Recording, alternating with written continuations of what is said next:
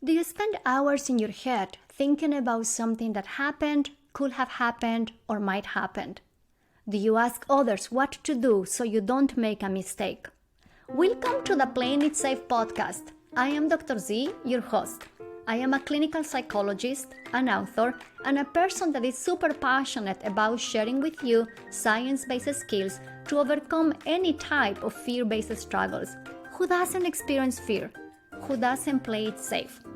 In this show, we will discuss how fear-based reactions happen in day-to-day life, how playing it safe behaviors look like, sound like, and feel like, how you can put into action solid tips from behavioral science to get unstuck from worries, fears, obsessions, and anxieties, and how you can start doing what works, what matters, and what you care about. Behavioral science doesn't have to be boring. Thanks for listening, and let's get started. Welcome back to the Playing It Safe podcast. I hope you're doing okay and you're hanging in there as we continue to navigate through this pandemic. For this episode, as we continue to discuss the topic of perfectionism, I interview Clarisa Ong. Clarissa has been very busy the last couple of years. She is a 6-year PhD student in the Clinical Counseling Psychology program at Utah State University, and she's currently completing her predoctoral internship at McLean Hospital, Harvard Medical School. Clarissa has written over 50 peer-reviewed articles, 5 book chapters, and has co-authored 1 book, Acceptance and Commitment Therapy in Steps. In this interview, I chat with her about her work on perfectionism. Let's begin. Clarissa, welcome to the Playing It Safe podcast. Hi, thanks for having me on. It's a pleasure. I'm so excited to chat with you. I know the last couple of years you have been very busy doing all your research on perfectionism. How did you develop your interest in that area? That's a good question. I'm trying to recall how. I think part of it, so our lab does research in OCD and related presentations, so like trichotillomania, hoarding, and I think one pattern, and I've also worked with people who struggle with eating disorders, and I think a pattern that we observe is this sort of like compulsive behavior where it's this very like rigid rule-based behavior where even if you can actively identify like how it's hurting you, you can't help but do it in a sense. Like that's what I mean by compulsive. And so I think just thinking about that pattern and given our interest in OCD, our lab is based in Utah, and there's this phenomenon of scrupulosity, which is more a moral kind of rigid adherence to rules where you're concerned about sinning more so. We kind of like looked at all these presentations and thought that like perfectionism was sort of a way to capture most of the variance in these presentations. I think that's how we landed on it. And I think thinking like more broadly about how we want to conceptualize intervention in psychology, right? Like if we want to do a kind of matching diagnosis to treatment approach, which I don't think many people do nowadays anyway, but it seems like inefficient to be like, oh, depression, you do this manual, GAD, you do this manual. But if we could sort of have this more like parsimonious conceptualization of what people are struggling with and come up with treatments that can very precisely target the function of behaviors, then we were thinking it could make treatment more efficient and more precise, hopefully, in the spirit of kind of reducing, all these therapies that have a lot of overlap and that are all like pretty effective, but of simplifying things in that way. I remember when I was in grad school, there were 6 treatment protocols for social anxiety, and there were maybe 4 for depression. So I think the shift from a manualized treatment to a more process-based approach has made a huge difference. When we're thinking about perfectionists, what do you think is the biggest shift from other models? Maybe you can name 3 key differences. 3 differences. Maybe there are more, it's all good. I was thinking even fewer. So as far as I know, and I could be missing things, the intervention that was tested was CBT for perfection. which is not surprising because CBT is the giant, I guess, in the psychotherapy world. So in CBT, I think the big difference between kind of traditional CBT, in quotes, and ACT, acceptance and commitment therapy, is the cognitive restructuring piece, or how we treat thoughts. So I think the common thing between those two is like we talk about identifying thoughts as thoughts. Then after that, cognitive restructuring would say, okay, let's challenge the thought and kind of see if it aligns with what is accurate or realistic or rational, right? So they're sort of more in that direction. Whereas ACT would say, for the most part, ACT would say, like, don't even spend the energy trying to argue with the thought. It's just a thought. Like, it's not even worth your energy, which is the idea of cognitive diffusion. I'd say that's the biggest difference. I think there's also, and I'm not as familiar with the literature, but I think there's also behavioral experiments or hypothesis testing in CBT. And I think there are different ways to do that. It could be with the intention of, okay, let's test this so that we can correct your belief, right? Which would be kind of more the cognitive restructuring land. And I think you could do in a way of, let's just like actually track what's happening in your environment instead of following these verbal rules in your head, right? Because a perfectionistic mind would say, if you don't study till 4 a.m., you're going to fail the test. And just kind of tracking direct contingencies is sort of, I think, within the realm of ACT of, okay, like what is actually happening instead of following verbal contingencies. Let's see if you can orient to direct contingencies. So I think there's some differences there. I'm not sure if CBT for perfectionism emphasizes values as much as ACT. I'm sure it's a part of it. I think values shows up in CBT as well. And values is a really big part of ACT. And I think especially in perfectionism, where people tend to have values that are more externally defined. It's like, oh, I value success. And it's totally reasonable that someone values success. And what we care about is that what kind of your heart values, or is that what you feel like you should value? And I think the values piece can be quite helpful to clarify and to really tap into what do you really care about if you're not trying to strive all the time. So I think there's that. I think those are, I think I listed 3 things. No, you did. And those are key differences. I think in my work, when I'm working with clients struggling with perfectionistic behaviors, what I see is a lot of holding with white knuckles to high standards. For example, when trying to do values exploration, I may hear things like trying hard. I always have to give my best in every single thing I do. So in your experience, how will you respond to that? Let's say that I have the thought, I want this podcast to be as perfect as possible. How will you respond to that thought, to that rule? Yeah. So we're talking generally about the rule, like I need to try harder all the time, or like I want to produce good quality work, right? And so anything I touch has to be of a certain quality. I was in this workshop with Jesse Crosby, and I think he's the one who said this, which I thought was a really neat point, which is like the issue is less so like the rule itself, but more about how we treat the rule, which is sort of similar, right? It's like there's nothing wrong with our thoughts, is how seriously we take our thoughts. So the rule, if I want to produce good quality work, or like I care about my work, or I have good work ethics, I'm very enough that, or I want to give 100%. It's like, that's perfectly reasonable, but how are you interacting with that rule? Are you like kind of so rigidly adhering to it that anything less than that kind of leads you spiraling, and I guess like leads to a lot of suffering, right? Like I didn't meet the rule and therefore I'm a failure. Or could you treat the rules more lightly of, yeah, it'd be nice to strive for this, and sometimes I won't do it when it's not helpful in a certain context, and sometimes I will do it when it's helpful in a certain context. Like maybe, I don't know, like you are preparing for like your parents' like 50th anniversary present or something like that, and it's really important to them, and maybe in that context it is worth spending a whole weekend, like kind of because it is important to you and you care about them and you want to show that this really means a lot. So in that context, like maybe it is values consistent to follow the rule. In other contexts it might be less so, especially when it's taking time away from things you really care about. So I kind of think of it that way, because we don't need to change the rule.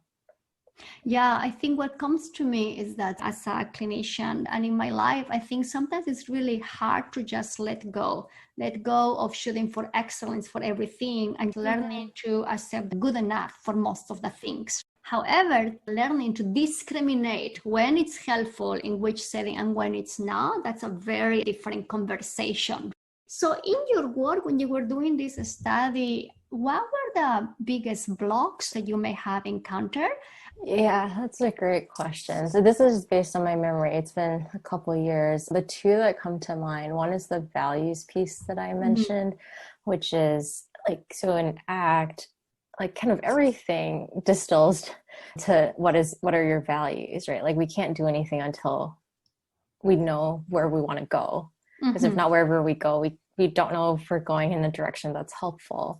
And so, in order to state our values, we kind of have to be able to make room for uncertainty, make room for fear of like maybe stating the wrong value. We have to be able to treat rules more lightly. We have to be able to diffuse from certain thoughts of like, oh, I want to be successful, or I want to have a very nice house, like, and be able to notice like that's a thought and not like a value.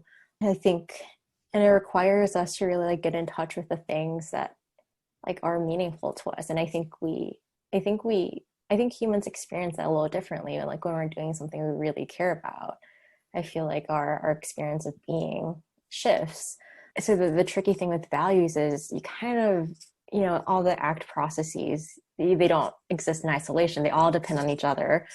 So how to get to values. Yeah. So I think that part's tricky. And I think we often get like kind of pliance based values, which is like values that are really rules. Right.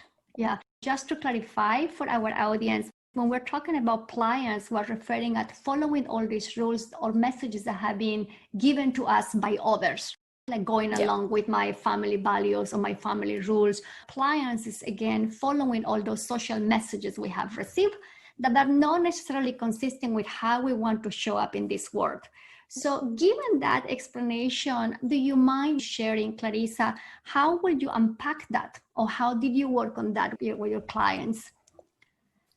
Yeah, that's a really good question. So that kind of ties into the other piece I was going to mention, which is I think there's a lot of intellectualization or a lot of like logical like arguing, and so I think that the trap of like sort of the coherence trap, right? That as humans, we want things to make sense. And especially if, I'm very used to being right. Like I need everything to be right and make sense and be logical. So with values, I think first, like being careful to step away from the convincing someone, which I think it's a very easy thing to do. Even as therapists, it's like, oh no, that's not your value because, and now I'm just kind of inserting myself into the same pattern that is unhelpful, which is the rationalizing or the rigidity to like these words.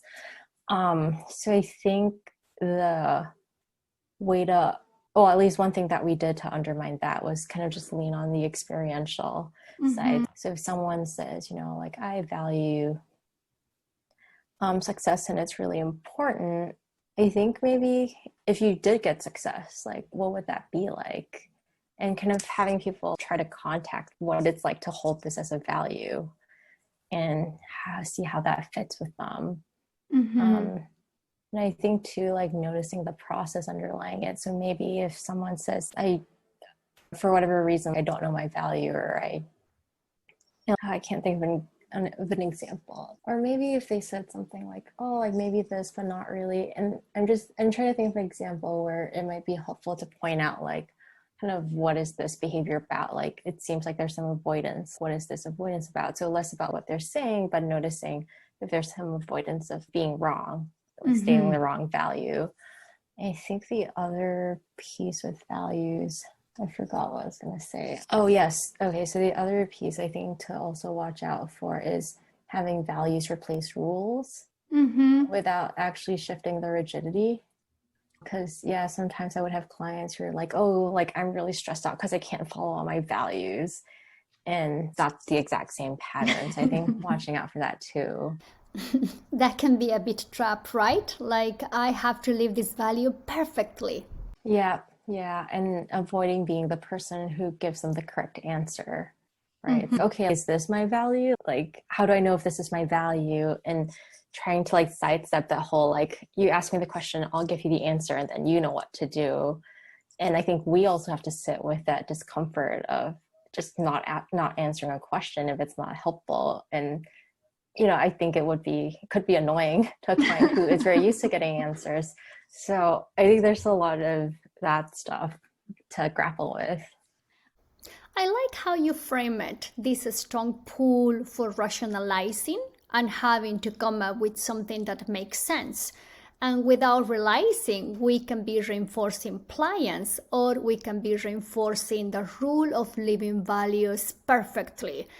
One of the things I encounter is that when there is a chronic pattern, a long time pattern of holding into high standards, is that when something goes wrong, there is all this harsh criticism, right? The mind goes into this place of protecting us from the struggle by being a little bit tough. So, in your experience, how did you handle, or how will you handle those critical voices, those critical thoughts? Oh yeah, I feel like there's so many like ways and directions to go because we're essentially talking about self-compassion or self-kindness. And one of my favorite people who have talked about this is Kelly Wilson. And I think like very obviously in the act world, that's probably who everyone thinks of. I think I've sort of like been inspired by slash like copied like some of the ways he talks about it. So I very like classic, okay, if you're your friend, what would you say? I like the approach of like just noticing how harsh the critical rhetoric is. We just say like, oh, you're so stupid, oh my gosh, like why are you always messing up? And I think even just taking a step back, it's like, are you listening to what you're actually saying? I think we're so used to hearing it, we don't realize like how cruel some of the language can be. And so I think even just be like, yeah, okay, listen to that. And I think there can be a lot of perspective taking to practice, right? Not just like, okay, if you're a friend, if you're someone you cared about, can you imagine even saying these words to someone you cared about? But also like, when was the first time like you ever had these thoughts? And most people say it when they're like really small. Yeah. And it's like, can you imagine saying that to like a 5-year-old? And it's like, no, oh, wow, no, I would never say that. But it's like, but you did, and you are.